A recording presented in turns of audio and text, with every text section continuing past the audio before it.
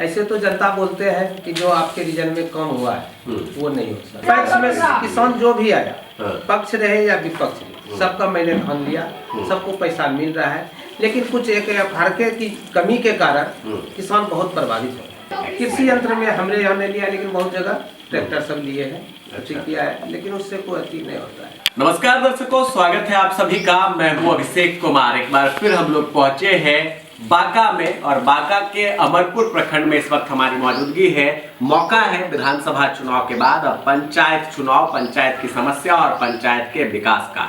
इस वक्त गोरगामा पंचायत के पूर्व मुखिया खुशबू चौधरी जी के पति अमर रंजन चौधरी जी हमारे साथ जुड़ रहे हैं। वर्तमान समय में गोरगामा पंचायत के पैक्स अध्यक्ष भी है, और इनसे जानेंगे पीछे जो कार्यकाल इन्हें मुखिया का मिला था, वर्तमान समय में यहाँ के जो मुखिया है वो कितने सफल अपने कामकाज को लेकर हो पाए हैं और क्या कुछ लगता है। क्योंकि जनता कहीं ना कहीं आप देखेंगे कि अमर रंजन चौधरी और खुशबू चौधरी जी के जो कार्यकाल है उसे भी याद करती है। बहुत बहुत स्वागत आपका अमर रंजन चौधरी जी। सबसे पहले ये बताइए कि अभी जो देखते हैं आप अपने पंचायत को वर्तमान स्थिति में, चूंकि टैक्स की भी जिम्मेदारी आपके पास है, पंचायत की जिम्मेदारी को भी आपने निर्वहन किया है, तो कैसी स्थिति है? क्या विकास कार्य हो रहे हैं?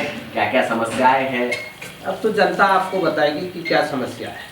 ऐसे तो जनता बोलते हैं कि जो आपके रीजन में कम हुआ है वो नहीं हो सकता।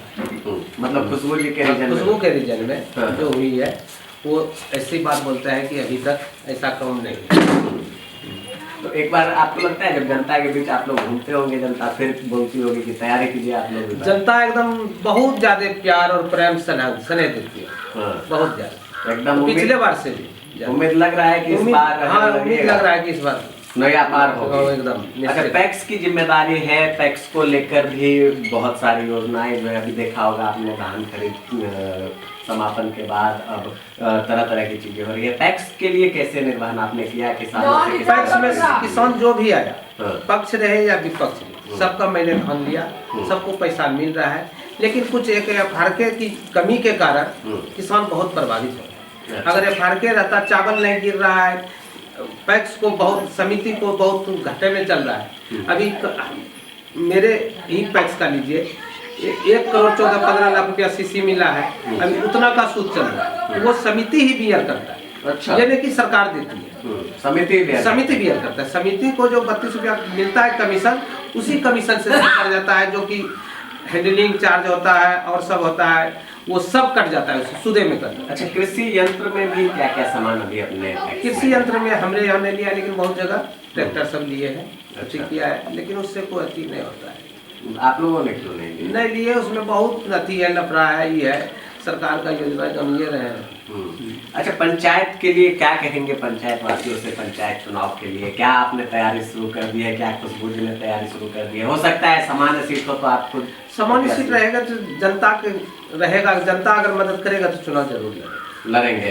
बिल्कुल ठान लिए जनता को क्या क्या काम ध्यान में है जो कराना है? ध्यान में है, बहुत कुछ है। जैसे देखिए, मैं तो पहले कहेंगे पंचायत में ये जो कुछ दलाली होता है, जैसे इंदिरा आवास में पैसा ले लिया जाता है, प्रधानमंत्री आवास है, इस सबको हम खत्म करेंगे। भय, भूख और भ्रष्टाचार से गोरगामा पंचायत को मुक्त कराएंगे।